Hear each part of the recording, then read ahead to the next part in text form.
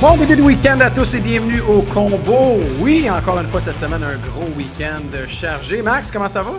Oh, ça va mieux que mes pics NFL encore cette semaine, Gonzo. Fut un temps où t'étais un king en NFL, Max, je me rappelle. Mais sais-tu quoi? C'est bien. C'est bien que ça m'arrive parce que ça permet de rappeler à tous qu'il y a du hasard. Qu'il y a du hasard et que des fois, même les choix les plus sensés qu'on peut faire rentrent pas. Pour des raisons qui... C'est rempli d'humilité, ce commentaire-là. On sait pas... Ben non, mais si au moins j'étais là à faire des choix avec des codes de 5,5, pas de... Ben non, Colin, Non. tout le temps, des petits choix safe. Puis là, j'ai même essayé un Montembeau, me refaire une confiance. Puis non, finalement, je me suis refait confiance contre 9 avantages numériques des Oilers, ça a l'air. Je sais pas trop. Ouais. Mais salutations officielles, j'imagine. Non, parce que nous, on non. paiera pas. Non, Ouais. mais on paiera pas si on dit ça, tu sais, mais le Canadien va peut-être payer samedi, on verra, parce qu'on va parler du match de samedi contre les Canucks de Vancouver. Et tu as aimé le dire, Max, parce que faites-vous un budget. Puis essayez pas d'aller après vos pertes, hein, parce que Non. vous savez. Tu sais, là, Max a perdu dans la NFL. Quoique, je peux bien parler, je veux dire, je suis 2 en 3. Je suis pas parfait non plus, là. Je suis 2 en 3. Ben, c'est une bonne moyenne au bâton. Bon. C'est une bonne moyenne au bâton. Ouais, c'est une très bonne Ma moyenne moyenne. LNH va bien, par contre. Ma moyenne LNH va bien, fait que c'est correct. Tu vois, c'est ça qui est important. Tu sais, si je suis 2 en 3, si j'avais été 2 en 3 toute ma vie, je serais sûrement grassement payé aujourd'hui. Je parle pas en Paris, mais plutôt comme dans la vie au baseball. Je serais peut-être en série mondiale, Max. C'est un lien boiteux, ça. Mais... Non, je veux surtout vraiment pas te faire de peine, mais t'aurais été grassement payé. Tu serais à la retraite, Gonzo. Je sais pas comment dire ça, là, mais... Je serais pas à la retraite, par exemple. Je serais peut-être à la retraite en tant qu'athlète, mais je travaillerais sûrement... Oui, mais en tant qu'athlète. Encore. En tant qu'athlète, oui, parce que je suis pas Tom Brady, puis je suis surtout, dans le fond, plus vieux que quand Tom Brady s'est retiré. Il fallait que j'y pense avant de le dire, mais bon. Bartolo Colon avait quel âge à la fin? Parce que les lanceurs à la balle, ça t'offre plus longtemps. Ils ont fait, je sais pas, Colomb, il a lancé jusqu'à quand? Dans ma tête, Bartolo Colon a lancé au moins jusqu'à 45 ans. Il y a 52. Ben c'est ça, puis ça fait pas... Il a lancé jusqu'en 2018. Ça ferait 7 ans, ça fait 43. Moi, je t'avoue que Bartolo Colon, pendant longtemps, était mon joueur de baseball préféré. Ouais, big sexy. Et voilà. La fois où il a frappé son coup de circuit, que Noah Syndergaard l'attendait au banc. C'est un de mes moments de baseball préférés. C'est comme le succès de l'ultime négligé, tu sais. C'est de toute beauté. C'est un gars qui a eu une belle carrière, pourtant. Splendide carrière. Je veux dire, il a souffert d'un peu d'embonpoint en fin de parcours, puis c'est un gars qui avait une personnalité peut-être un peu différente des autres. Fait que, c'est drôle de passer de Tom Brady à Bartolo Colon. je tiens à dire là, que je ne me moque pas et que je suis sérieux. J'avais un amour pour Bartolo. Ouais. Moi, j'aime beaucoup, à cette époque, les athlètes qui mettent d'en face, justement, de Tom Brady, probablement que chaque... petit ingrédient qui va dans la salade et compté au gramme près. Moi, j'aime les Ovechkin de ce monde. C'est qui? C'est Nick Aubé-Kubel, l'autre fois, au podcast de Dave Bocage, qui disait qu'il y a le numéro de téléphone de son gars au Subway. Écoute, c'est écœurant, ça. Bravo. D'ailleurs, direct sur le tape, mais c'était du bonbon, pour vrai. Ça a tellement fait le tour que ma blonde m'a envoyé le reel en question en me disant « C'est-tu vrai? » Puis depuis, je pense qu'elle a fait une référence à ça à chaque jour. Elle parle du gars qui a du coke dans sa gourde. Puis je dis, en plus, qui n'est pas mentionné dans l'extrait, mettons pour toi qui connais moins ça, c'est que c'est pas un kidam, là. C'est le meilleur buteur de tous les temps dont il est question. Puis le gars boit du coke. Je savais pas l'affaire du Subway. J'étais content d'apprendre ça. T'as jamais vu, depuis les quelques dernières années, là, les photos d'Ovi qui s'en va avec ses Doritos fumantes, la chemise ouverte, puis le gros Subway, c'est du génie. Je savais pas que c'était à ce point planifié et préparé, tu comprends? Puis que c'était partout, puis que c'était un automatisme, puis que c'était comme... J'ai trouvé que c'était beaucoup de rigueur pour un gars qui est comme qui a un laisser-aller, tu comprends? D'ailleurs, on voit que l'équipe marketing de Subway là, a fait dur parce qu'il me semble que ça aurait dû être récupéré, ça là. Ça aurait dû suffisamment faire le tour pour être récupéré. Là, puis... Mais comment ça n'a jamais été fait tout court, tu sais? Bon, faut dire qu'Alex Ovechkin, en raison de ses positions pro-russes, peut-être est peut-être un athlète controversé aux États-Unis. Peut-être. Je dis pas que. Je dis peut-être. Mettons qu'on cherche une raison. Il y a quand même sa face sur des boîtes de céréales. Là. Hmm. Il était emballeur là, dans un supermarché de Washington là, quand la boîte est sortie, puis il les mettait dans le sac du monde, puis c'était toute beauté. Là. Imagine tu t'en vas faire l'épicerie, puis Ovi il te regarde avec des dents, il manque des dents. C'est cœur. On l'adore, Ovi. Tu connais pas le hockey, puis tu lui donnes un tip de 2 piastres. Ouais, ça serait sale. OK. D'après moi, il le garderait. S'achèterait un Coke avec. Ah, garanti. Il dirait thank you, puis il irait pas plus loin. Non, un 2 litres. Un 2 litres. Max, ça va bien. Ça va bien parce que le Canadien va bien. Le Canadien va bien, bon, malgré sa défaite là, contre les Oilers d'Edmonton. Le Canadien est encore premier de la division Atlantique. Le Canadien est premier de la division Atlantique après 9 matchs, tout va bien. On va parler du Canadien, bien sûr. On va parler de la Série mondiale. J'arbore mon plus beau coat. Ben Max, oui. aujourd'hui.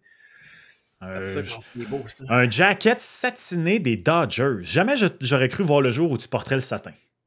Ouais, c'est très rare que je le sors, mais je le sors dans des occasions spéciales du genre Série mondiale ou du genre Série mondiale.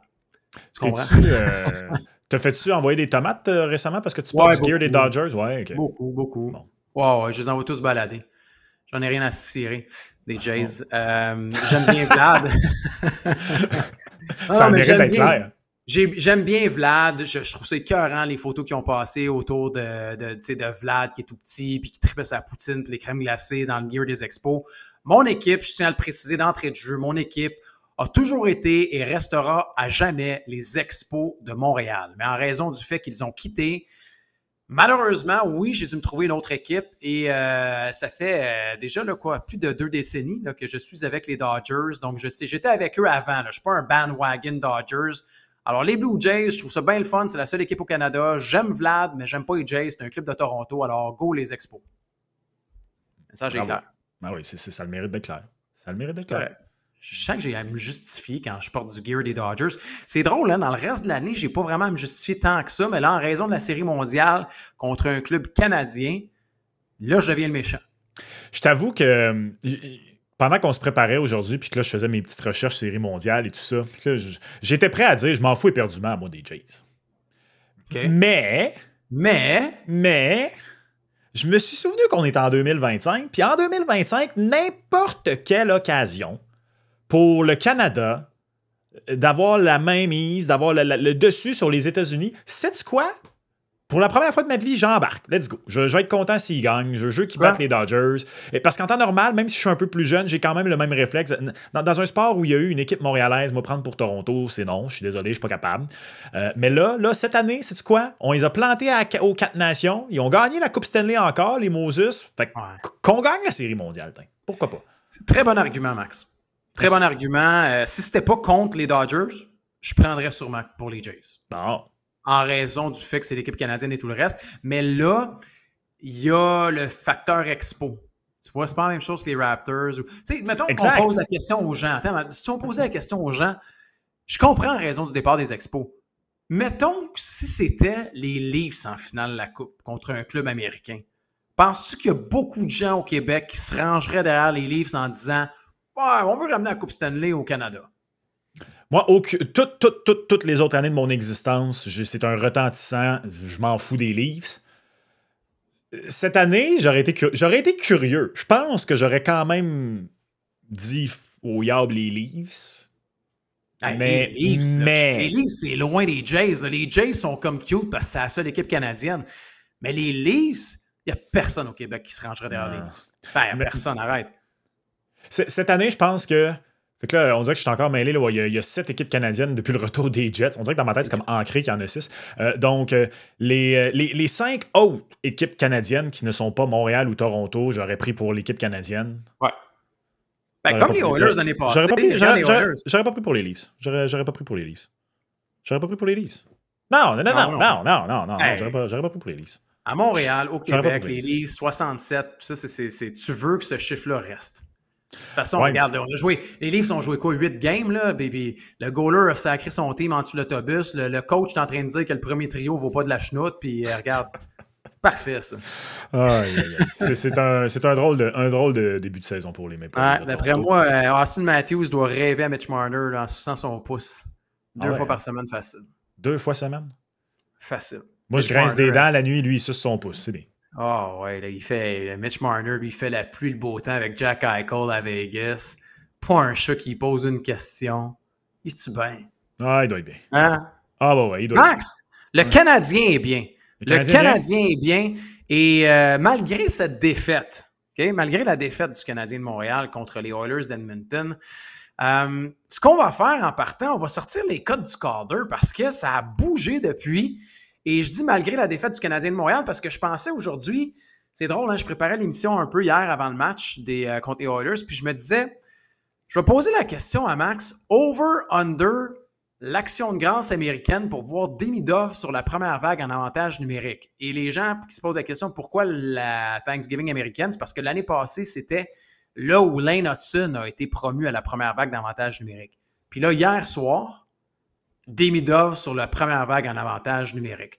La défaite a fait ombrage à tout ça, mais Max, Demidov sur la première vague, est-ce que ça change tout pour le Calder et son total de points? Oh, c'est une très, très bonne question. Et ma réponse à celle-ci, honnêtement, un gros peut-être. Honnêtement, un très, très, très... Non, un très, très gros peut-être. Non, mais c'est parce que, en date d'aujourd'hui, pour la première fois cette saison, Ivan Demidov n'est plus favori au Calder. C'est Matthew Schaefer, maintenant, qui est favori. Puis, je vais être honnête, là. Schaefer, là, je sais pas si c'est parce qu'il a été blessé l'an passé, puis à cause de ça, il a tellement pas joué de match, tu sais. Je savais qu'elle allait être excellent. Les fois que je l'ai vu, c'est un beau patineur, il est grand, il fait des replis. Ça va être un défenseur complet dans la Ligue nationale. En fait, sais-tu à quoi il me fait penser Matthew Schaefer en ce moment? Je le regarde jouer et je me dis Matthew Schaefer est ce qu'on m'avait vendu que Rasmus Dahlin serait en 2018, dès le jour 1.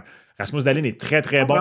Rasmus Dahlin est un des bons défenseurs dans la Ligue nationale de hockey. Peut-être que le fait d'être à Buffalo, ça diminue, mais dès l'an 1, moi, je me souviens, vu que le Canadien repêchait 3e cette année-là, il y avait eu de l'engouement pendant l'année et tout ça, puis on disait ça va être le Connor McDavid en défense. Finalement, le Connor McDavid en défense, c'est devenu Cale Makar. Matthew Schaefer a ce potentiel-là. Mais en raison du fait qu'il a joué si peu de matchs l'an passé, mes attentes étaient plus modérées pour son début de carrière. Et en ce moment, il met ça complètement à l'extérieur du ballpark. Et il est maintenant favori. Personnellement, après après 2 matchs, alors que sa cote était encore aux alentours de 9, j'ai allé mettre un petit montant dessus. Et honnêtement, je pense que je vais maintenant aller mettre un petit montant sur Demidov parce que je pense pas que la cote va être plus élevée qu'elle l'est présentement. Demidov est 2e avec une cote de 4. Tu sais, Matthew Schaefer, tu as raison de le dire. Et d'ailleurs, d'après moi, juste compléter sur Rasmus Dahlin, il est comme ça quand il est à Buffalo. Dès qu'il va se faire transiger, il va faire comme Eichel, comme Reinhardt, comme O'Reilly, comme toute la gang. Il va gagner son premier Norris. Et gagner la Coupe Stanley sûrement, comme tout le monde le fait quand il quitte Buffalo. Maintenant, Matthew Schaefer, incroyable. Mais tu sais, en même temps, je regarde ça, puis tu sais, Matthew Schaefer était dans la même catégorie, dans la même position qu'Ivan Demidov. Hein. Tu n'avais pas la première vague en avantage numérique au début de la saison. C'était Tony DeAngelo qui l'avait. Tu vas me dire, il est pas mal facilement tassable, oui. Je trouve que, tu sais, de le garrocher sa première paire, puis sa première vague en avantage numérique, de le faire jouer 25 minutes par match, c'est tellement Patrick Roy, ça. C'est tellement Patrick Roy. Tu sais, comme... Je me rappelle avec Nathan McKinnon, l'année de McKinnon, rappelez-vous, là, c'était Seth Jones qui était supposé sortir premier, puis tout ça. Puis là, lui, il avait fait comme un doigt d'honneur à tout le monde. Puis non, on a plein de centres. Moi, on a du shine. Ouais, on a O'Reilly, on a tout le monde. C'est pas grave. Nous, on prend McKinnon. C'est lui le meilleur joueur. Puis regarde, aujourd'hui, il l'a eu. Mais je trouve ça beau. Je trouve que la cote est basse à 2,25, honnêtement, pour Matthew Schaefer. Ah, ça vaut plus la peine. Pour moi, à 2,25, je ne toucherais pas. Bravo, tu le fais à 9. Mais moi, je te rejoins sur une chose. Au début de la saison, je voyais la cote de Demidov, puis je me rappelle, je disais, 2,70, ça vaut pas la peine. C'est pas assez haut, c'est pas assez haut. À 4, let's go. Let's go, Demidov à 4, parce que Demidov, encore hier, c'est 12,06, 48 secondes en avantage numérique. Ça ne va faire que monter. Et malgré ce temps de jeu limité encore, ce trio-là produit. Là, tu t'en vas le mettre en première vague d'avantage numérique. il va aller chercher des stats, il Ben va aller oui. chercher des points, il joue bien malgré son temps de jeu limité, ça va faire juste en grimpant 4 fois la mise, moi je saute là-dessus. Comme tu dis, je ne suis pas sûr qu'on va le voir plus haut que 4 fois la mise, parce que l'année passée, rappelle-toi des fluctuations avec Hudson, c'était différent parce que c'était un défenseur, puis il était retombé à 10, puis il était retombé à 12, puis après il était remonté. Mais moi, Demidov à 4, let's go, je reprends. Ouais, puis tu sais, tu parles d'Hudson, mais l'an passé, c'était Celebrini, le favori pour partir. Ouais. Puis ça a été très, très, très, très, très long avant que la cote de Celebrini monte tranquillement. Puis il n'avait pas monté tant que ça. Puis justement, il a fini quoi, troisième au Calder? C'est Dustin Wolf, je suis pas mal sûr qu'il a fini deuxième. En tout cas, tout ça pour dire que je suis d'accord avec toi pour l'avantage numérique parce que, tu l'as dit, là, il y a eu un avantage numérique pour le Canadien contre les Oilers. Ça a duré 48 secondes son temps. Et dans ces 48 secondes-là, il a eu le temps de servir une passe sensationnelle à Nick Suzuki transversale.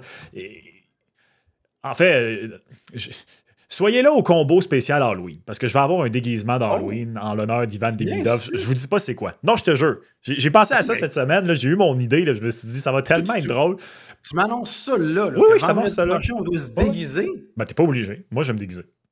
Mais faut-tu qu'il y ait ça une référence sportive, mettons? Tu vas adorer mon déguisement. Non, mais réponds à la question. Est-ce que ça doit être une référence sportive? Parce que là, il me reste une semaine pour me préparer. T'es pas obligé. Ça me dérange pas, mais moi, ça va être une référence sportive. Si tu veux te déguiser en infirmière sexy, Gonzo, personne t'en empêche. Ben, c'est pas là que j'allais, mais non. Non, si t'as des fantasmes, pas grave, tu peux les envoyer, mais c'est pas. C'était pas là où je m'en allais. Mais tu sais que je passe Halloween parce que mes enfants capotent là-dessus. Oui. D'ailleurs, je le passe 2 fois cette année. Fait que les déguisements, c'est important. OK, je vais laisser. Envoyez-nous vos suggestions de déguisements sportifs. Oui, bonne idée. En commentaire. On fera le. Ouais, peut-être que la semaine prochaine, on pourra revenir là-dessus, sur vos suggestions. En qui j'aimerais me déguiser? J'ai une idée. Essayez de deviner en quoi je me déguise. Dites pas Ivan Demidov, parce qu'il y a une référence à Demidov, mais je ne me déguise pas proprement dit en Ivan Demidov. Alors, si quelqu'un réussit à découvrir mon déguisement d'Ivan Demidov, il va se mériter, je sais pas, là, une apparition au combo quelconque. Là. Une pizza? Une pizza, tiens. Une pizza. Ouais, une pizza. Hey, je suis désolé, là, mais il va falloir qu'on aille chercher une commandite de pizza là, bientôt. En plus, j'ai faim en ce moment. Au nom de pizza qui se discute et qui se parie sur ce show-là, là, ça va faire que ça soit commandité par une compagnie de pizza. Je me mets là-dessus, Max. Je me mets là-dessus. Mets-toi là-dessus. C'est drôle, hein? Tu parles de déguisement puis tu parles de Demidov, mais il y a un nom dont on. Il était sur le tableau? Parce qu'à Montréal, on parle beaucoup de Demidov, oui, mais là, il y a un nom qui est comme mentionné. Non, il n'est pas là, Max. Attends, de qui tu parles? Ben, c'est drôle parce qu'il est à 30 fois la mise aussi. Puis son nom, c'est Jakub Dobeš. Ah, oui. Puis lui, c'est drôle, tu me parles de déguisement, genre, dans le fond, la semaine prochaine, ce que je pourrais faire, là, c'est pas assez gros la shot, là, mais ce que je devrais faire, c'est juste m'allonger sur un matelas. Oui, un matelas de job, de chez Matelas Bonheur, puis de pouvoir, comme, me mettre en chest là-dessus, comme coucher sur le côté, puis j'aurais mon déguisement Jakub Dobeš. Hey, l'évolution de la discussion entourant le Calder cette année à Montréal, c'est sensationnel, parce que tout l'été, on disait, hey, pouvez-vous imaginer le Canadien pourrait être le premier depuis les Bruins dans les années 60. Les premiers, donc, de l'ère post-expansion à avoir 2 gagnants du Calder consécutifs. Parce que non, Sidney Crosby, même s'il y a eu une des meilleures saisons de 18 ans de l'histoire, il n'a pas gagné le Calder parce que c'est la même année qu'Ovi. L'année d'après, le gros Gino l'a gagné. Pensez à toutes les équipes qui ont eu des reconstructions et qui ont eu 2 bonnes recrues consécutives. Les Blackhawks de Chicago, Jonathan Toews et Patrick Kane étaient littéralement recrues en même temps la même année. Et si je me trompe pas, c'était la même année que Gino. Fait qu'ils l'ont pas gagné, aucun des deux. Ou c'est-tu Patrick Kane qui l'a gagné cette année-là? J'ai un doute, Max.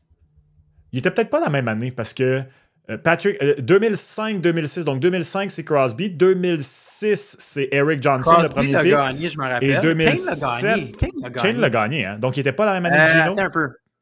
Ouais, c'est ça. Kane l'a gagné en 2007-2008. Puis Gino l'a gagné en 6-7. 6-7. Ovechkin 2005-2006, oui. Gino, Evgeny Malkin 2006-2007 et Patrick Kane 2007-2008. C'était qui d'abord? Il y avait une 3. Ah, je me mélange. Je pense que c'est Niklas Backstrom qui était le 3e au Calder, l'année de Jonathan Toews et Patrick Kane. C'est parce que c'était aussi l'année c'était aussi l'année où Carey Price a fini 4e. Puis je me souviens juste que quand tu regardes les stats de Price recrue, tu te dis, il me semble que ça, pour des stats d'un gardien recrue, c'est très, très, très bon. Puis quand tu regardes les 3 en avant lui, t'es comme, ouais, OK. OK, je comprends. Ben puis je pense que c'est Nick Backstrom. Anyways, tout ça pour dire que ça s'est jamais fait à l'ère post-expansion. 2 recrues de la même équipe consécutive. Fait que Au début, c'était ça. Imaginez si Demidov. Là, Kapanen a marqué 2 buts en 2 matchs. Fait que là, évidemment, les jokes ont viré. Hey, finalement, ça va être Kapanen. Puis là, cette semaine, tout le monde s'est comme rendu compte que Dobèche, malgré ses 16 matchs l'an dernier, compte encore comme une recrue. Et là, tout le monde est comme, ben là, imagine, c'est Dobèche qui gagne la recrue de l'année. Mais il est là à 30 fois la mise, Dobèche.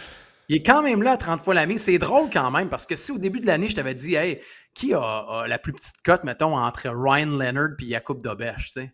Ben, la plus petite, Ryan Leonard. Ouais, ben oui, Ryan Leonard. Ryan Leonard est rendu à 35 fois la mise, puis Jakub Dobèche est à 30 fois la mise. Puis pour ceux qui se posent la question, Kapanen est quand même là à 45 fois la mise. Faisons du pouce sur Jakob, OK? Ouais. Tu sais que maintenant, sur Mise au jeu plus, il y a la possibilité d'encaissement anticipé. Et c'est particulièrement intéressant quand une cote part de très, très gros et en raison des performances d'un joueur diminue constamment durant la saison. Moi, je pense qu'on n'est pas encore rendu là, mais admettons qu'il fallait que ça se poursuive. Puis qu'Jakob Dobèche dispute 50 matchs cette année, comme gardien numéro 1. Et que, il y en a qui vont le faire. Et qu'il ne gagne pas le Calder, mais que ça va au point où sa cote fond à 10, à 8, à 7. Peut-être que certaines personnes pourraient en ce moment se laisser tenter de le prendre à 30 pour, quelque part au mois de mars, prendre un encaissement anticipé si jamais la cote a baissé à 8, à 7, à 6. Ouais, je serais curieux. Je suis sûr qu'il y en a qui vont le prendre à 30 fois. Parce que tu l'entends déjà, là, il y a du mécontentement à raison des performances de Montembeault, donner net à Dobèche. Je te trouve très, très poli d'utiliser le terme mécontentement. Il y a du hate envers Monty. Ouais. Montréal puis le Québec, Max, tout c'est on carbure aux controverses de gardien de but. Là. Ça fait quoi? Ça fait 20 ans qu'on n'a pas eu quasiment. Là. Je vais dire 17, 18, là, non, plus que ça. Ça fait 15 ans. Ça fait 15 ans qu'il n'y a pas eu de controverse de gardien de but. Fait que, Price Alak, c'est la dernière. Là, comme, il y a un potentiel de mini-controverse de gardien de but. On saute là-dessus. Et soyons honnêtes, le Monty joue pas bien en ce moment. Je trouve juste que joue très bien. Je trouve juste que beaucoup de commentaires vont loin. Très, très loin. On saute rapidement, je suis d'accord. Je te rejoins, on saute rapidement là-dessus. Puis c'est bon, là, je veux dire, en même temps, je veux dire, Montembeault est numéro 1 juste depuis 1 an. Là. Il est monté, il est numéro 1. C'est pas Carey Price qui est là numéro 1 depuis 15 ans non plus. Fait que, on le sait qu'il va y avoir une compétition à l'interne chez le Canadien de Montréal avec Montembeault, avec Dobèche, puis éventuellement avec Fowler. Puis c'est qui va être numéro 1? Ben, on verra, ça risque d'être sûrement Fowler. Si Dobèche fait très bien, est-ce qu'on va le transiger éventuellement? Est-ce que lui peut... Il y a plein de possibilités. Puis c'est correct, c'est sain, dans le fond. C'est de la compétition, puis le Canadien est fort à cette position-là maintenant. 30 fois la mise, il y a des gens qui vont le prendre. Si ça fond après à 15 ou à 10, moi, j'encaisserais. J'encaisserais parce que honnêtement,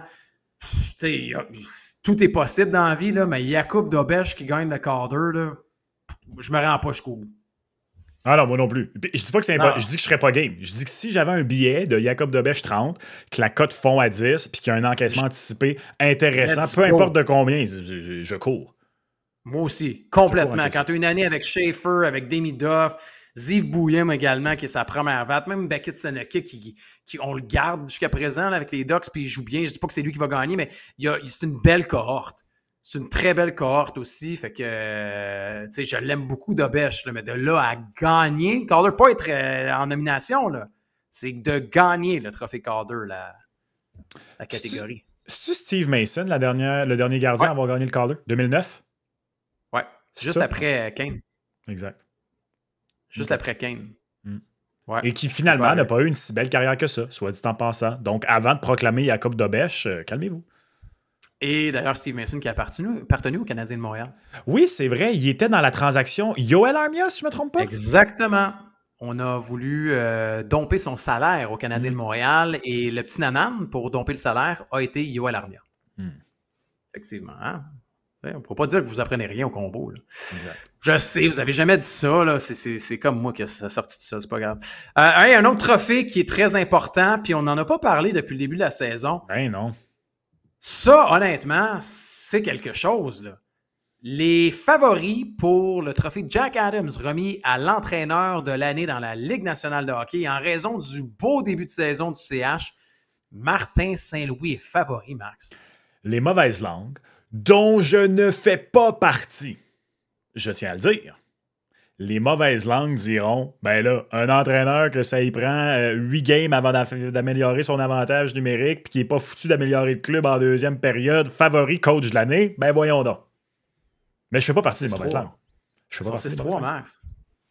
Y a-tu vraiment des gens qui disent ça?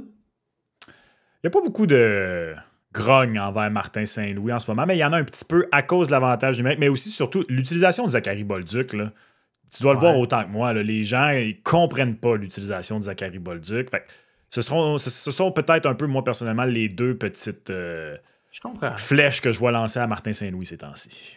Je comprends. Moi, je trouve qu'il n'y a pas beaucoup de flèches, honnêtement, puis avec raison. Là, on savait. La seule flèche, c'était le première vague en avantage numérique pour Demidov. Ça, honnêtement, je suis content qu'on l'ait vu au dernier match juste pour arrêter d'en parler, en gros. Comme, je suis d'accord, c'est ça sa place. Je voulais pas voir, on en a parlé ici même ici, je voulais pas voir Slav sur le mur.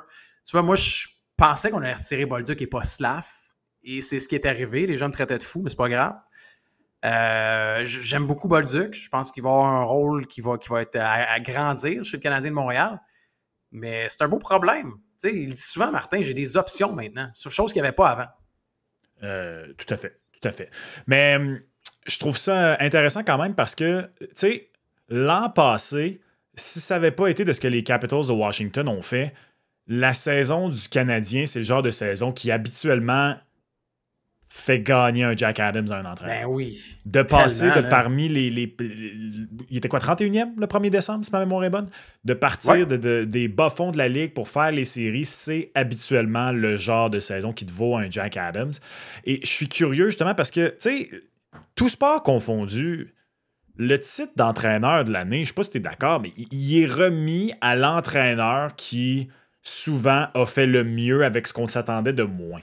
Tu sais, Bill Belichick a été considéré le meilleur entraîneur-chef de la NFL pendant je sais pas combien d'années, puis il a peut-être gagné un trophée d'entraîneur de l'année là-dedans parce que chaque année, on s'attendait à ce que les Pats soient bons.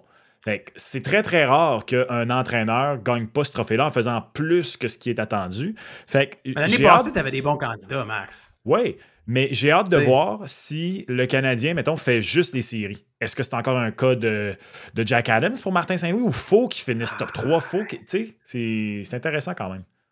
C'est un bon questionnement pour les gens qui se posent la question. Puis je suis allé voir, là, juste pour voir le nombre de votes. Il avait bel et bien terminé 3e l'année passée, Martin Saint-Louis, en arrière de Carberry et Scott Arniel. Non, mais je voulais voir l'écart des votes. Parce que oui, il y avait les trois nommés qui étaient Carberry, Arniel puis Saint-Louis.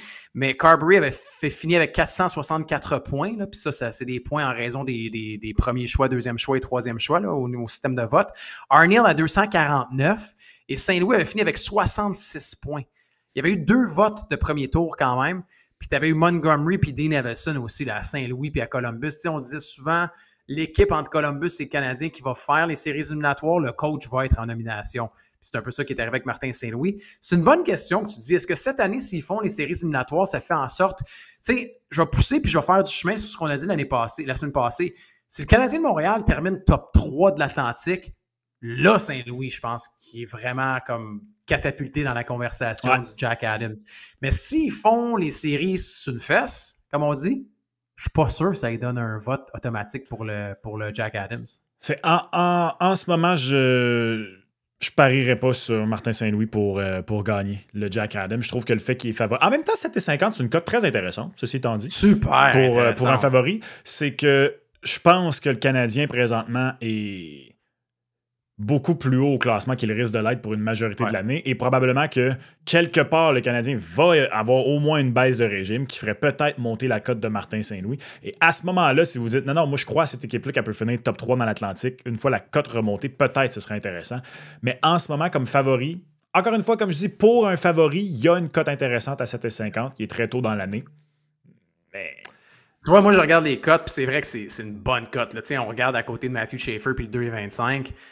Là, tu sais, il y a beaucoup de hockey, puis c'est normal qu'on ait encore des grosses cotes.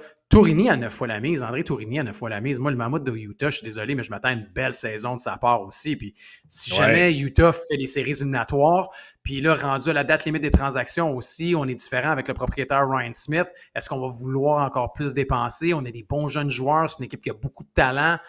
9 fois la mise pour André Tourigny, moi, je trouve que c'est une option qui est super attirante. C'est attirant et pour faire du pouce sur ce qu'on vient de dire, le Mammouth de l'Utah, une participation aux séries fait de Tourigny un candidat au Jack Adams. Ah ouais. Tu sais, la barre est moins haute, Ouais. autrement dit, pour qu'ils s'y rendent. C'est que Martin Saint-Louis, c'est pas contre Martin Saint-Louis, c'est que quand je regarde la façon dont on vote pour le Jack Adams, je trouve que la barre est maintenant plus élevée. Ça prendrait vraiment... Je pense qu'il faut que le Canadien termine dans les 3 premières équipes de la division pour qu'il gagne le Jack Adams. Je comprends. Je regarde les candidats. Il n'y a pas grand-chose qui m'attire, honnêtement. Tu sais, McClellan, je pense qu'il va avoir aussi un... Tu sais, ça va redescendre. Joel Kenville, j'aime beaucoup les Ducks, mais... Non. Je trouve que tu as mis le doigt dessus avec Tourigny, moi, en ce moment. Là, c'est vraiment... Il y aurait peut-être Sheldon Keefe. Si jamais, mettons, les Devils terminent premier dans la division métropolitaine, est-ce qu'on va être tenté de le donner à Sheldon Keefe? Peut-être. Je sais que c'est pas un choix qui est très populaire, mais c'est une cote qui est quand même attirante aussi et qui est très élevée. Là. Parce que les Devils ont un bon club, ils ont un bon début de saison. Là, tu te dis Markstrom est blessé, malgré la blessure à Markstrom, il gagne quand même. T'sais. Fait que ça pourrait, mais moi, on l'a dit souvent, là, la division, d'après moi, elle va aller aux Whalers de Hartford.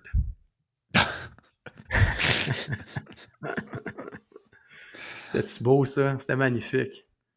Mon Dieu que c'était beau, ça. Les Whalers contre les Nordiques avec les pattes brunes. Oh, c'était beau.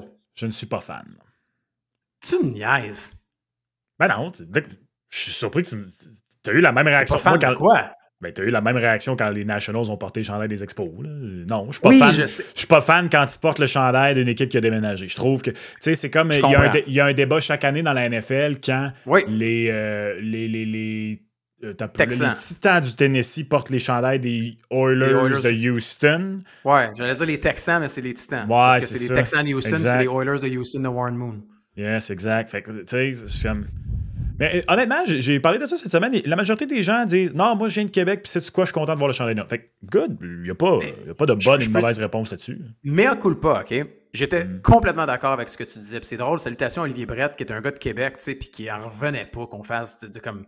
qu'on soit capable d'utiliser la ville de Québec et les Nordiques, puis c'était bien outré. C'est rare qu'Oli se fâche comme ça, mais il l'était. Je suis d'accord.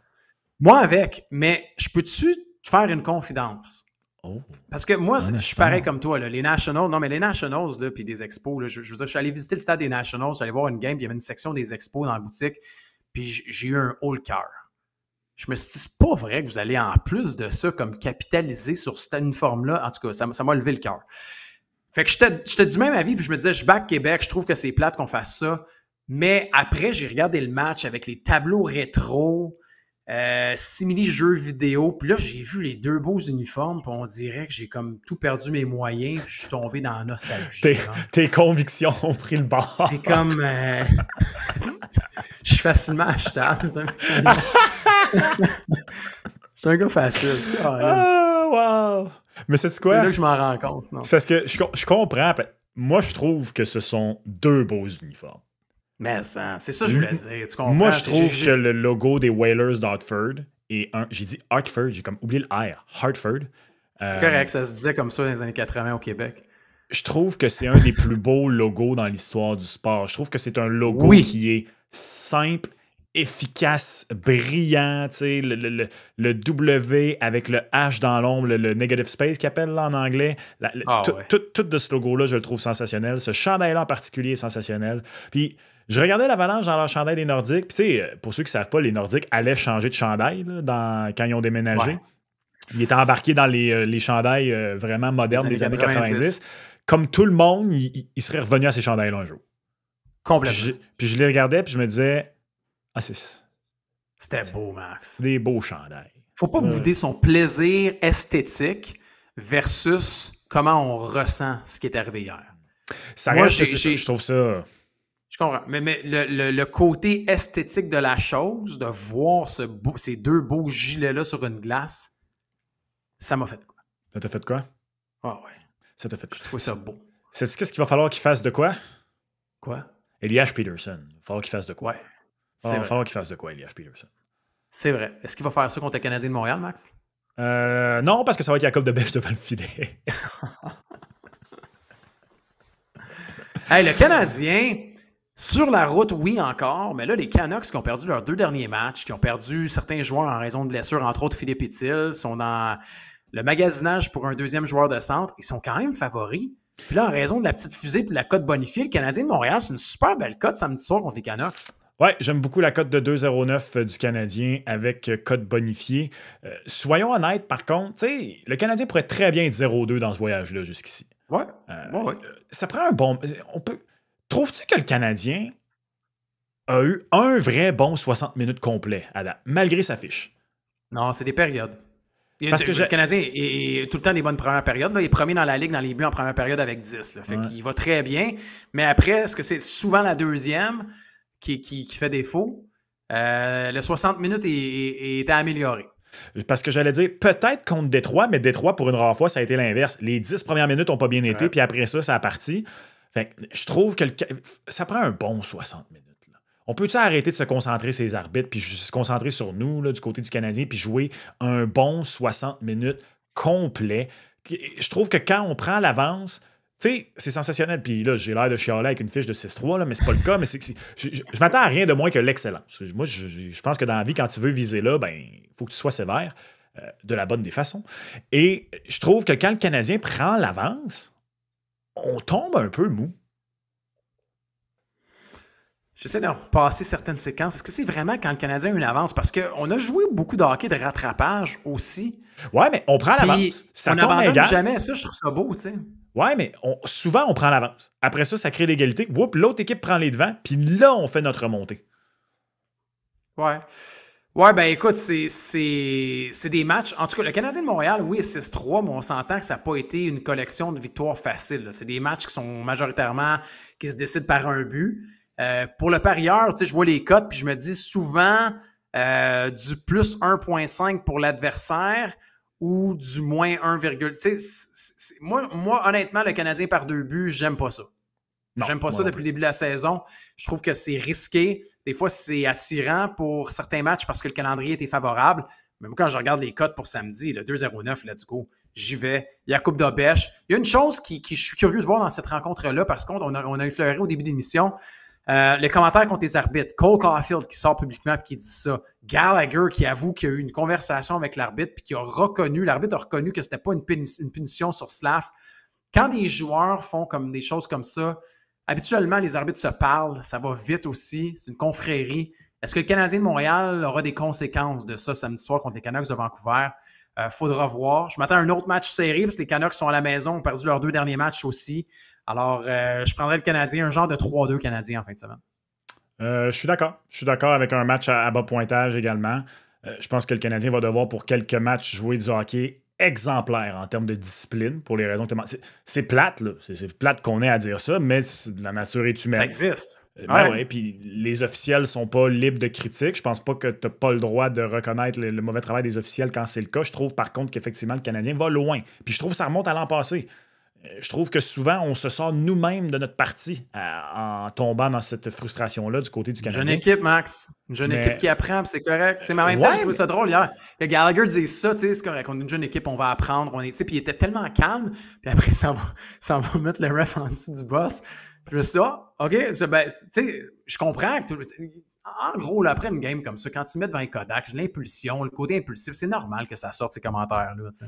Ouais, mais Gallagher, j'ai trouvé qu'il l'a bien fait. J'ai trouvé qu'il l'a fait de la bonne façon. Oh ouais. J'ai pas aimé comment Caulfield le fait.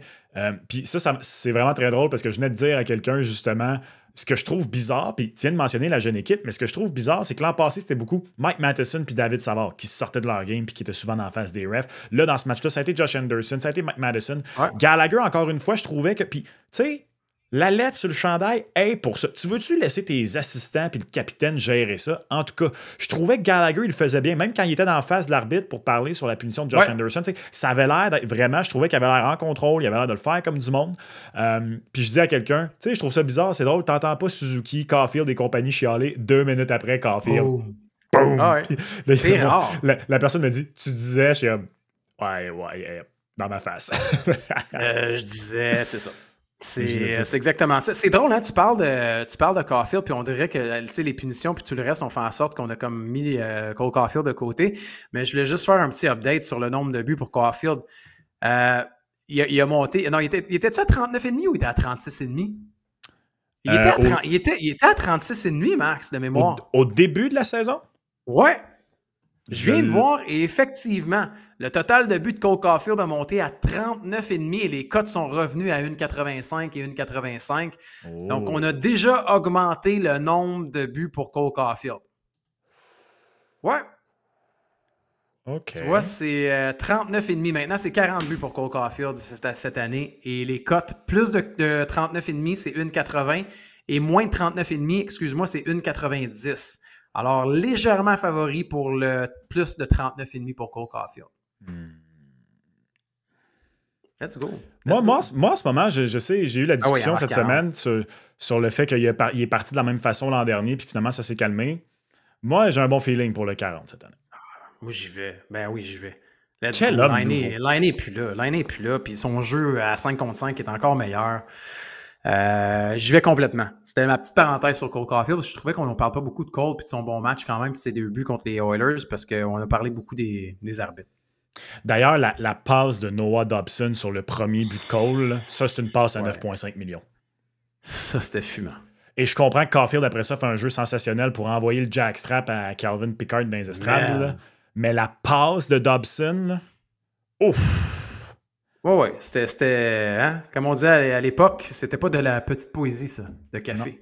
Non, exact. Ça c'était de la grosse poésie d'Émile Nelligan. Bon! La vitre de Noah Dobson était un jardin de givre. Oh! Colin, hein? Des références de littérature comme ça pendant le combo. Vous venez à l'école chaque semaine. Vous venez à l'école. Victoire contre les Canucks, puis après ça, le Kraken? Victoire. Le Kraken, victoires? Non, mais je dis victoire contre les Canucks, moi aussi. Je dis victoire contre les Canucks. Je l'aime pas, le match contre le Kraken, parce que je me dis, est-ce qu'ils vont vraiment gagner 2 fois contre la même équipe en 2 semaines? Oui. Ouais. Tu sais, c'était 5-4 l'autre fois. Là, tu t'en vas à Seattle. C'est le dernier match. Je pense que le Canadien va se faire jouer un tour contre le Kraken. J'ai plus peur du match contre les Canucks, moi. Je comprends.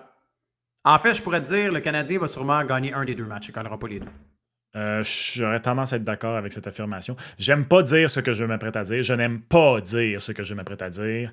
Mais je vais surveiller qui est devant le filet pour le Canadien pour ma décision pour le Kraken. Mais attends, ça veut dire que si Dobèche est devant le filet, Dobèche est devant le filet samedi contre les Canucks de Vancouver, s'il fait bien samedi, tu renvoies Montembeault ou tu laisses Dobèche? Si le Canadien gagne puis que Dobèche fait pas bien, encore une fois, il est une des 3 clés de la victoire, je renvoie Dobèche, malheureusement. Je pense que Sam a besoin de se refaire une confiance. Tu sais, l'équipe au grand complet l'a échappé en 3e période contre les Oilers. Les refs l'ont échappé, si vous voulez. Là, c'est bien correct. Ce que j'aimais pas du match de Monty avant ça, même si au moins avant ça, tu dis OK, il va peut-être aller chercher la victoire, un petit 5-3, ça va le replacer. Je trouve qu'il est, il est amorphe devant son filet. Ouais. Même certains jeux où non, c'est pas sa faute, ce sont des déviations. Le 3e but, si je ne me trompe pas, des Oilers, la passe de derrière le filet de McDavid à Draisaitl, il est en retard sur son jeu, il est en retard sur la passe, il n'est pas activement essayé de la couper lui-même, la passe, il n'est pas à l'avant-plan. Après ça, Monty n'a jamais été non plus Jacob Dobèche, il n'est pas le gardien le plus agressif au monde, mais en ce moment, il est trop dans sa tête, ça paraît, je trouve, qu'il est trop dans sa tête. J'ai confiance en lui, je suis convaincu qu'à la fin de la saison, on va parler de ça, puis ça va être du distant passé, mais il y a besoin de se refaire une confiance. Puis en ce moment, je pense que tu serais fou de ne pas emmagasiner les points pendant que Jacob Dobèche il est en feu. D'y donner 2 matchs de suite, c'est pas non plus risquer la chose. C'est correct. Ce serait correct dans la situation. Ces 2 matchs de suite, c'est quand même 3-4, mais je suis d'accord avec toi, puis je compléterais même en disant que hier, de le voir un peu lever les yeux au ciel ou de lever les bras suite à des déviations et tout, le découragement de Sam Montembeault, ça, c'est comme nouveau. On ne le voyait plus, ça. Je veux dire, quand il est arrivé avec le Canadien de Montréal, des fois, on dit « il y a un mauvais but par match, des fois. » Puis après, c'est descendu, puis il a beaucoup travaillé. Puis l'année passée, on ne voyait pas ce signe de découragement-là. Là, on le sent un peu ébranlé. C'est correct. 3 matchs de suite avec au moins 4 buts pour un gardien numéro 1 dans un marché comme Montréal, c'est quand même, ça peut être ébranlant. Je lui donnerais du repos, puis je continuerai avec un dernier argument en disant que si Dobèche fait bien contre Vancouver, on le met mardi, Puis à raison du retour de voyage, le Canadien de Montréal a une petite semaine la semaine prochaine. Tu joues mardi, puis après, tu ne rejoues pas avant le samedi. Fait que ça te laisse beaucoup de temps. Est-ce que c'est trop long? 100 matchs pour Montembeault, ça y ferait quand même là, un bon, au-dessus d'une semaine. De jeudi à Edmonton jusqu'au samedi suivant contre les Sénateurs d'Ottawa à Montréal. Mais ça pourrait lui donner du temps aussi pour travailler avec Éric Raymond et de PCT. C'est tout le temps, le goaler, c'est tout le temps tough, Max. Est-ce que tu as besoin de lui donner du temps libre pour travailler certaines choses avec le coach des gardiens de but ou tu le renvoies rapidement dans la mêlée pour essayer de refaire cette confiance-là avec une victoire ou avec de sentir les rondelles? Je suis curieux de voir ce que ça va donner. Ouais, en plus, le samedi d'après, un match Canadien-Sénateur au Centre Bell, y a-tu de quoi de mieux pour te remettre sur le piton? Exact. Ça, le samedi à Montréal, là, contre les Sénateurs, peu importe ce qui se passe, d'après moi, c'est Sam Montembeault. Parce que le samedi soir à Montréal, c'est souvent ton numéro 1. Max, alors, victoire ou défaite contre le Kraken? Ça va dépendre du gardien. Victoire avec Dobèche, Montembeau, j'hésite. Oh, man, t'imagines? J'hésite. Ouais, je comprends. J'hésite. C'est bon. Bon Canadien. Max, allons parler un peu de LNH, tiens. On l'a fait la semaine passée, tu t'es pété bretelle. Fait que c'était quoi ta fiche pour la LNH? Je sais que t'as pogné... Attends, qu'est-ce que t'as frappé la semaine passée? Puis j'ai fait « Oh, wow, good job! » Attends, c'était-tu un 3-3 la semaine passée? C'était-tu un 3-3? Il me semble que t'as pris un négligé la semaine dernière. Je me suis dit... Ouais. Il l'a eu. Ça a bien été la semaine passée. Bon, okay. J'ai trop d'affaires dans mon ordi. Je retrouve pas pas grave. Ça a bien été. Ça a bien été la semaine passée. Ça a bien été. Fait que cette semaine, tu vas où? C'est surtout mes prédictions canadiens qui vont vraiment bien. La défaite contre les Oilers était seulement ma deuxième mauvaise prédiction de victoire de la saison du Canadien. Tu serais premier dans l'Atlantique. Exact. Je serais premier dans l'Atlantique. Cette semaine, donc, victoire de la Caroline à Dallas avec une cote de 2. Wow! Moi, Scott! Dans des matchs entre très, très bonnes équipes, on en avait parlé quand Dallas contre Colorado, cette fois-là, c'était Dallas, j'avais pris. Dans des matchs entre très, très bonnes équipes, quand tu as la chance d'avoir une équipe bonne comme les Hurricanes à 2, saute dessus. Je trouve que ça vaut la peine. À l'inverse, je trouve que les Islanders, avec la séquence qu'ils connaissent présentement, d'être négligés à 2-0-5 sur la route contre Philadelphie, je trouve qu'il y a de la valeur là-dedans aussi. Et pour une rare fois, Gonzo, j'y vais avec un gros Hail Mary. 8,50. 8,50. La vie m'a parlé. Okay. Le hockey m'a parlé. C'est vendredi soir qu'Alex Ovechkin marque son 499e et 500e but dans la Ligue nationale de hockey. 2 buts de Ovi, peut-être même un filet désert, pourquoi pas. 2 buts de Ovi. 499, par exemple, et 500. C'est 499 et 499, les deux prochains? C'est 8,99 et 900. Oui. ça va être son... Il y en a marqué quasiment le double, là, tu sais. Je pense que c'est-tu Tavares qui est en ligne pour son 500e but? Je pense que oui. J'ai vu juste avant l'émission là, sur la page d'accueil du NHL.com, c'était le 500e but à quelqu'un. C'est ça, John Tavares, c'est ça. Ouais. Ovi vient de m'appeler, attention. Ouais, Quel manque de respect. Quel manque de respect. Je t'envoie ton sabot après la game, OK? C'est bon. À 12 pouces? C'est bon. Yes. Ciao. 900 buts, pour Ovi. Regarde, quand vous faites ça, le budget est encore plus important. Il y a une raison pourquoi la cote est à 8,50. Ovi ne connaît pas un bon début de saison. Il y a juste un but, mais contre les Blue Jackets de Columbus, c'est faisable, Max. C'est faisable pour un petit 2 buts. Moi l'année passée, là, souvent, c'est confidence parce qu'on est là-dedans cette semaine. J'ai frappé quand même une coupe de 2 buts d'Ovechkin et également une coupe de 2 buts de Leon Draisaitl. Puis c'est payant, les 2 buts. C'est souvent du 6, du 7, même pour des gros marqueurs. Léon, l'année passée, puis Ovi, c'était peut-être un peu moins payant. Je me rappelle de soirées, mettons, de 2 buts à 5, 5 et 25. Là, c'est gros, comme tu as dit, en raison du début de saison qui est peut-être un petit peu à la baisse. Mais ces gars-là, je veux dire, ils peuvent marquer 2 buts n'importe quel soir, là. Tout à fait. Fait que c'est pas un énorme risque, là. Je te suis, Max. Je te suis d'intro. T'embarques même dans le Ovi 2 buts? Pourquoi pas? C'est beau, c'est une marque en plus. Les Highlanders contre les Flyers, j'aime ça. J'aime la cote surtout. Puis Caroline contre Dallas, j'adore la cote. Caroline, on n'en parle pas, mais c'est un excellent début de saison pour la Caroline. Ouais, malgré le fait que leur acquisition, Nick Healers à date, là... Veux-tu parler de Svechnikov? Ou... j'ai les deux dans mon pool, fait qu'on n'en parleront pas, puis on va aller à tes choix à LNH si ça te dérange pas. C'est correct, parce que j'ai Seth Jarvis et il va très bien. OK, j'ai pris Columbus, moi. Je sais que ça, tu vas peut-être pas me suivre. Non, je te suis pas. Je suis désolé, je te le dis tout de suite. Sur un 2-en-2? Ouais, c'est ça l'affaire. C'est un 2-2. Je sais que c'est tiré par les cheveux. Ils vont être négligés. Ça va être une méchante cote. Là, il n'est pas sorti encore au moment de l'enregistrement. Pittsburgh fait très bien, mais c'est le genre de game que Pittsburgh peut échapper quand même. Alors, j'y vais pour Columbus. Ça, tu vas me suivre pour les deux autres, d'après moi. Une passe au moins pour Logan Cooley. Je suis un fan de la passe. T'es un fan de la passe? Je vous explique. Oui, je suis un fan de la passe. T'aimes faire la passe? J'aime faire la passe. Quand j'ai des bonnes cotes, je fais la passe. L'affaire là-dedans, c'est que souvent, vous allez chercher plus 0,5 points.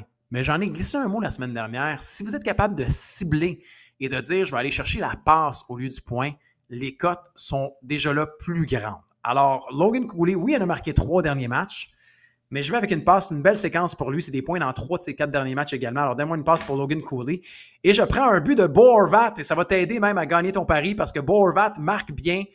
Il y a un bon début de saison. Ouais. Puis je pense que ça va être une belle cote également. Et Philadelphie, c'est pas une force non plus défensivement. On est très permissif. Alors, donnez-moi un but pour Bo Horvat. J'embarque pas, désolé, les Pingouins. Je sais pas qu'est-ce qu'ils ont mis dans l'eau. Je sais pas qu'est-ce que Gino a trouvé. Il a trouvé à bouteille à Bugs Bunny quelque chose. Ça, pour les jeunes, c'est une référence au Space Jam original. Sidney Crosby et les Pingouins vont bien. C'est ce que j'ai remarqué hier? Vas-y donc.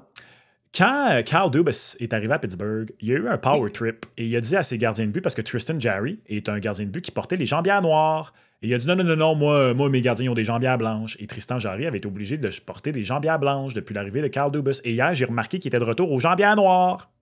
Et sais-tu quoi? T'as beau, toi, Kyle Dubas, penser que t'as la science infuse puis qu'il a embarqué dans la mode comme quoi les jambières blanches, ça fait paraître les gardiens plus gros, tout ça. Si ton gardien, lui, il est plus à l'aise avec des jambières noires, laisse-le porter des jambières noires. C'est mental. On est des bébites, les gardiens. C'est mental. Laisse-le gérer son équipement lui-même. Est-ce que c'est le Est-ce que c'est le retour de la jambière noire? Je sais pas, mais ça marche à Pittsburgh. Fait que, si ça n'avait pas été 2-2, je t'aurais peut-être dit, ouais, Pittsburgh sont dus pour perdre. Là. Mais le 2-2 me fait peur. La passe de Logan Cooley, j'embarque. J'ai aussi Logan Cooley dans mon pool. Et sais-tu quoi? Le tour du chapeau dans mon pool, c'est comme ça double ton nombre. Fait que au lieu d'avoir 3 points, tu as 6 points pour le tour du chapeau. Et Logan Cooley, jeudi soir, a fait un tour du chapeau et une passe en première période. Et avant ça, dans toute la saison, il y avait 3 points, si je ne me trompe pas. Fait que, il a fait plus que le double de ce qu'il avait fait à date dans la saison. Puis Bo Horvat, pourquoi pas? Bo Horvat, pourquoi pas? Les insulaires vont gagner. J'embarque. Tu vois, 2 en 3, t'embarques au moins. Je pense qu'on va avoir une belle récolte en fin de semaine. J'y crois en tout cas. Bon pari, mise au jeu plus, miseaujeu.com. Et Max, tu le sais, ce week-end, c'est le début aussi d'une grande aventure. Elle s'appelle la Série mondiale. Grande ou courte aventure? Plus longue que certains attendent, je pense. Pour moi, en tout cas. Ça va être curieux de voir. D'un, je sais qu'il y a beaucoup de gens qui vont y aller avec les Jays. Il y a des cotes super avantageuses. Puis aller faire un tour sur le buffet de cotes de joueurs, des duels, Guerrero contre Ohtani. C'est vraiment, vraiment complet, OK? On vous invite à aller faire un tour et de faire vos devoirs parce que il y a vraiment du beau stock. Sinon, on va y aller avec la base quand même, là, nous autres. Là, mais tu sais, c'est le nombre de coups sûrs, le nombre de points produits, les circuits dans les matchs et tout le reste. Max, première question, qui gagne? Je ne serai pas rationnel parce que je pense vraiment que les Dodgers, je pense que la relève des Blue Jays n'est pas suffisante. Je pense que ça va encore te prendre des grosses avances pour être en mesure dans les matchs de les conserver. Puis je sais pas si tu vas être capable de le faire contre les Dodgers. Mais sais-tu quoi? J'embarque. Une victoire des Blue Jays négligée. Comme tu as 2... Oui. Ah ouais. Ben okay. Oui. Il y a un dieu du baseball quelque part dans ce monde et il va porter les Blue Jays à la victoire, même si c'est pas le choix rationnel. Allons-y. Embarquons dans le hype. Pourquoi pas? Ce dieu dort présentement. Lugans? Il sera peut-être là. Il sera peut-être là l'année prochaine. Non, c'est pas Lugans. Max, je ne veux pas te décevoir, mais ce serait drôle. Ce serait le fun pour le Canada, c'est sûr. Les gens ne veulent pas voir les gros méchants qui dépensent beaucoup d'argent, les Dodgers, gagner à nouveau, mais ils vont le faire. Ils sont juste trop forts. Regarde la rotation. Je veux dire, tu sais, Blake Snell, l'une des meilleures pattes gauche qui débute, il va lancer 2 matchs dans la série. Yamamoto après. Tyler Glasnow. Ohtani qui se remet à lancer aussi. Tu as 4 partants. Ça envoie Sasaki dans l'enclos qui est rendu ton closer. Ça aide aussi ton enclos qui était peut-être qui avait un peu de difficulté. Puis, Je trouve ça beau qu'on a envoyé Savage chez les Jays pour un match numéro 1. T'as des bonnes choses. Les Jays, c'est une équipe qui met la balle en jeu, va forcer aussi les lanceurs des Dodgers. Ça va être une bonne série. Moi, tu vois, les Dodgers gagnant une 47, ça me plaît pas. Je trouve que c'est trop bas, ça vaut pas la peine. Je vais prendre les Dodgers en 6. Je trouve que la 4,75 est le fun. 4,25 m'a fait de l'œil avec les Dodgers en 5. Mais je suis quand même prêt à donner aux Jays. C'est une équipe qui a remporté le plus grand nombre de matchs avec un retour de l'arrière cette saison, les Jays. 49 retours de l'arrière cette saison pour les Jays. C'est une équipe coriace. Elle n'abandonne jamais. Alors, je vais donner quand même 2 matchs aux Jays, mais j'aime la cote de 4,75. Puis sinon, Max, je prendrais les Dodgers moins 1,5 matchs. Ça, c'est une cote qui me plaît beaucoup. Pour les gens à la maison, ça veut dire que les Dodgers vont gagner par 2 matchs. Donc, ils vont gagner en 4, en 5 ou en 6. Ah non, mais c'est juste ça, là. Ils vont-tu gagner en 4, en 5 ou en 6, les Dodgers? Non, ils vont perdre. 1,83. Ça, j'aime ça. Pour ceux qui écoutent en format vidéo, là, pour vous donner une idée, là, en format audio, pardon, Dodgers en 4, Dodgers en 5, Dodgers en 6, Dodgers en 7. Tout ça est favori avant un seul Toronto en quelque chose. C'est fou pareil, hein? Dodgers en 4, cote de 7. Blue Jays en 7, qui est la plus petite cote. Ah non, excuse, Blue Jays en 7 est à 6,50. Donc, c'est devant le Dodgers en 4. Donc, il y a le Blue Jays en 7 à 6,50 est plus favori que Dodgers en 4, mais c'est le seul. Après ça, c'est Dodgers en 4, puis après ça, c'est tout le reste. Mais... Qui gagne le MVP, Max? Ah, C'est Troy? Ben moi, je prends les Jays, alors... Ah, c'est vrai. Hey, Vlad Guerrero? Est-ce que Vlad peut faire ça 2 séries de suite?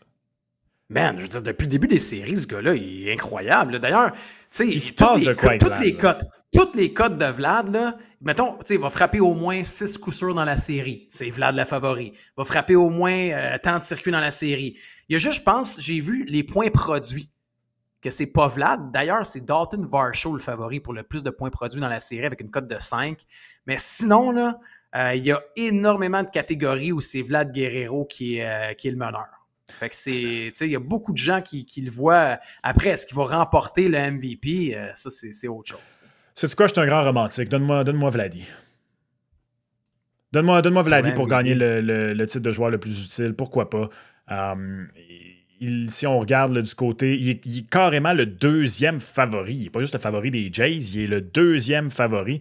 Sinon, je déteste pas Springer. Mais je suis un grand romantique, alors donne-moi Vlad. Donne-moi Vladi. Je comprends. J'aime pas Ohtani parce que je trouve que ça vaut pas la peine. Ça a été dit, ça va être clippé. Gonzo n'aime pas Ohtani. Il n'aime pas Shohei Ohtani. T'es con. T'es tellement con. Oh, si tu fais ça, là... Je pense que je viens d'entendre ma blonde. Je viens d'entendre t'es con, c'est bizarre. Ouais, c'est bon. C'est bon, ça. C'est bon que quand même ça fasse partie de ton quotidien comme ça. Shohei Ohtani, une cote de 2,70. C'est la raison pour laquelle je l'aime pas dans ce choix-là. Oui, s'il frappe une coupe de circuit, puis tout ça, c'est le choix facile, Shohei. Puis je sais que ça va être un vote facile si jamais les Dodgers gagnent. Mais en même temps, rappelez-vous du circuit de Freddie Freeman l'année passée. Moi, je pense qu'il y a quelque chose à faire avec un joueur qui n'est pas le favori. Après, c'est qui? C'est-tu un Teoscar? Il est à combien, Teoscar? 18 fois la mise. Ouais. Sinon, j'ai nommé le nom de Blake Snell cette semaine. Blake Snell, c'est une patte gauche qui commence. Il y a 2 départs dans la série. Si Blake Snell muselle complètement les Blue Jays en 2 départs, 19 fois la mise, j'aime ça aussi. Tu sais, il y a des bons choix. Donc, je regarderais peut-être ailleurs que Shohei Ohtani. Tu m'as fait de la peine. Pourquoi? Parce que je t'ai dit que t'étais con. Non. Les Dodgers en moi, tous les sports où il y a des séries 4 de 7, là, je souhaite au moins une série en 7 puis un beau... En 6, c'est quand même pas pire. Là. Non. En 6, c'est plate. C'est plate? C'est plate. En 7. Malgré le fait que tu trouves ça plate, là, je vous souhaite personnellement une très bonne série mondiale. Pareillement. Du fond du cœur. Je reçois-tu un Oscar pour ça ou au moins un Gémeaux, j'imagine? Non, t'es pas Oscar. T'es Oscar, c'est Hernandez. Donc, finalement, Gonzo, c'est cette semaine que je vais y aller d'un 3 en 3. J'ai bien étudié. Là, ça va faire. Ouais. C'est-tu ton retour dans la NFL, ça? quel manque de respect aux Niners. Ouais, c'est malade. C'est malade, honnêtement. Écoute, puis là, c'est quoi? C'est là où, vraiment, avec la NFL en ce moment, moi puis Monty, on se fait un gros câlin puis on essaie de remonter notre confiance parce que je vais prudent avec San Francisco plus 2, mais même la victoire, même à la victoire avec une cote au-dessus de 2, les Niners... Moi, j'avais ça dans ma courte liste. Je ne l'ai pas mis, là, mais je te dis tout de suite, d'entrée de jeu, je te suis parce que les Niners sont à 2,15. 2,15 la cote des Niners, tout court pour une victoire. Là. À Houston contre les Texans n'ont pas une belle fiche. Les Texans vont pas bien. OK, il y a des blessures chez les Niners. Ils gagnent pareil. Kyle Shanahan est en train d'encore une fois prouver que tu pourrais me mettre au poste de quart puis il trouverait une façon de gagner. C'est complètement sensationnel. Qui aurait cru qu'éventuellement, peut-être que Mac Jones deviendrait le meilleur corps arrière de sa cuvée de repêchage? Ben, il est allé jouer pour Kyle Shanahan. Relance ta carrière, mon beau Mac. Bijan contre les Dauphins. Les Dauphins sont peut-être la pire attaque contre la course de toute la NFL. Donnez-moi au-dessus de 89,5 verges au sol pour Bijan Robinson qui devrait s'en donner à cœur joie. Et là, c'est pas la plus grosse cote à 1,96. Fait que, je veux dire, c'est pas le plus gros négligé que je prends, mais... Match de division, Max. Les Giants à Philly, en ce moment, regarde, ils trouvent le moyen de perdre à peu près tous leurs matchs. Ils toussent les ballons comme ça n'a pas de bon sens, mais ils trouvent quand même le moyen d'être dans la majorité des matchs. Donc, donne-moi comment j'ai vu le nom pour ça, là, les Creatine Boys, je pense qu'ils les appellent, les Cam Scatterbo puis Jackson Dart. Là. Ben, donne-moi les deux jeunes loups des géants pour au moins chauffer les Eagles, surtout que ce n'est qu'un touché. Donc, Giants plus 7. Ouais. Donc, les Giants perdent par moins d'un touché et le pari est gagnant avec une cote de 1,96. Dans un match de division comme ça, tout peut arriver. Pourquoi pas? Ça va pas être sexy. Ça risque, comme je dis, il risque d'avoir du revirement au pouce carré, mais allons-y avec les Géants plus 7. Max, je dois te dire quelque chose. Vas-y. J'espère que ça va être un bel élan pour ton week-end pour redorer ta confiance et on dira avec le code de Sam Montembeault par la suite. Mais tu peux me compter à côté, de tes côtés. Je suis avec toi. Je suis 3-3. Je trouve que ça a de l'allure ce que tu as dit. Les Niners, ben là, tu sais, j'étais déjà game de les prendre à 2,15. Bijan, je pense que je l'aurais mis à 189,5. Je l'aurais pris contre les Dauphins qui sont horribles contre la course. Puis les Eagles vont gagner contre les Giants parce qu'ils ont quand même perdu le dernier match. Là. Tu ne vas pas perdre 2 matchs contre les Giants dans la division. Mais dans les matchs de division, quoique cette année, ça a été un petit peu atypique, je pense que les Giants vont garder ça serré. Fait que je vois les Eagles gagner peut-être par 4, par 5 points maximum, mais je ne les vois pas gagner par un touché. Fait que je te suis dans les 3. Let's go! Let's go! OK. On va voir si je te suis moi aussi maintenant. OK, on va aussi. Alors, on débute avec M. Rico Dowdle qui est là. C'est un peu la même chose avec toi, avec Bijan et la défense au sol des Dauphins. C'est un peu la même chose avec la défense au sol des Bills. T'sais. C'est 5,8 verges par portée pour les porteurs de ballon contre la défense des Bills. C'est la pire au niveau de la moyenne de verges par portée dans la NFL. Dowdle est en feu. Après, c'est le partage entre Dowdle et Chuba Hubbard, bien sûr, mais j'y vais avec au moins 50. Fait que c'est pas haut 50. T'sais. Il va avoir ses touches. Il va avoir ses touches, puis je trouve que la cote est belle pour le. C'est raisonnable quand même pour ça. Je suis d'accord. Sinon, l'autre, Jonathan Taylor. Jonathan Taylor, au moins 100 verges, c'est haut 100 verges, OK? C'est 1,95. Mais c'est un peu comme Bijan. S'il avait été à 120 verges, j'y allais pareil parce que de l'autre côté, c'est des titans. Puis quand on dit titan, on dit médiocrité. C'est horrible. Ils sont complètement dégueulasses contre la course. Fait que les Colts vont bien. La O-line est en feu. Jonathan Taylor court pour au moins 100 verges. Et le troisième choix, je vais recevoir peut-être des tomates parce que je sais que les Jets jouent contre mon club en fin de semaine. Mais oui, et je commence à trouver Joe Flacco très sympathique. D'ailleurs, il a dit cette semaine qu'il mangeait des fois seul au restaurant et qu'il comprenait maintenant les gens qui étaient au bar seuls puis qu'il trouvait bien triste dans le temps, mais maintenant, il trouve... D'ailleurs, je veux dire, si j'étais à Cincinnati, je pense que j'irais manger avec. Laissez-les pas tout seul, Joe Flacco, au bar. Pauvre gars, sa famille est restée chez eux. En tout cas, c'est pas grave. Les Bengals vont gagner. Mais comme toi et les Géants, les Jets, la défense des Bengals, c'est dégueulasse ça aussi. Ils n'ont pas de jeu au sol. La défense, c'est horrible. Fait que les Jets vont quand même générer un petit peu de trucs avec Tyrod Taylor. Fait que je vois les Bengals gagner, mais pas par un toucher. Dowdle, j'embarque. Taylor, j'ai rien besoin de dire. Je suis d'accord sur celle-là. Ça va peut-être être 200 verges pour Taylor, surtout. Mais non, mais on s'entend. En même temps, regarde, c'est un match de division. Là, on sait jamais ce qui peut arriver dans ces matchs-là. Là. Ouais. Mais je m'attends à ce que les Colts mènent par beaucoup dès le troisième quart, puis porte le ballon. Le 100 verges, il est là. Ouais, le 100 verges, il est là. Qu'il ne fasse que porter le ballon. Pour les Jets, je suis d'accord, mais un petit peu pour des raisons différentes. C'est que malgré la médiocrité de la défense des Bengals, la médiocrité de l'attaque des Jets aussi est là. Et donc, si jamais ça finit 14-10, je ne vais pas être surpris. T'sais, ça va être un match à bas pointage potentiellement. Je gagne si ça finit 14-10. Ben, c'est ça. C'est pour ça que je dis que je suis d'accord, mais pas pour les mêmes raisons, dans le sens où je pense surtout qu'il y a de très, très, très fortes chances que ce soit un match sur lequel je vais faire un roupillon et que ça se termine très peu à très peu, et donc que le très petit écart reste, mais pour des raisons de bas pointage. Ouais, c'est pas un match qui va être très populaire cette semaine. Je te l'accorde, là. Tu sais, Tyrod Taylor contre Joe Flacco, là. C'est pas joli, mais si tu veux prendre le total de points, il est à 44,5. Alors, tu pourrais prendre en dessous de 44,5. C'est quoi? C'était sur ma courte liste. Ah, tu vois. Mais je me suis aussi dit, écoute, autant que je trouve les Jets pas bons en attaque, autant d'un bord, Ja'Marr Chase peut marquer 3 touchés. Et autant, la défense des Bengals aussi est pas bonne. Fait que mauvaise attaque, mauvaise défense. Non, regarde, j'aime mieux me tenir loin. Ouais, ce match-là, honnêtement, je l'ai pris, là, mais c'est un peu audacieux parce que c'est deux équipes qui sont pas bonnes. Puis même les Jets, avant, c'était à la défensive puis leur jeu au sol. Là, les deux font défaut cette année, pareil. Les Bengals n'ont pas de jeu au sol, n'ont pas de défensive. Ils ont Joe Flacco comme corps. En tout cas, c'est pas grave. C'est pas grave. Bonne semaine numéro 8 dans la NFL à tous. C'est pas une semaine qui va, je le disais aujourd'hui, on en parlait, c'est pas une semaine qui va passer, mettons, à l'histoire. J'allais dire, j'essaie de trouver un terme différent, mais à l'histoire. C'est pas un corps arrière lancer 10 passes de toucher puis qu'elle passe à l'histoire. Ben, tant mieux. Il me fera ravaler mes paroles. Max, on invite les gens à aller s'abonner, bien sûr, au combo sur la page YouTube de Mise au jeu, également sur toutes les autres plateformes également. Et puis, pour vos paris, ben, c'est Mise au jeu plus, c'est miseaujeu.com. Et n'oubliez pas d'essayer de deviner mon costume pour la semaine prochaine. OK, je vais essayer. En quoi je me déguise sinon? Là? Faites vos suggestions, OK? Voilà, c'est dit. Faites vos suggestions. Bon week-end à tous. Bonne série mondiale, Guns. Yes! Bye-bye. Ciao.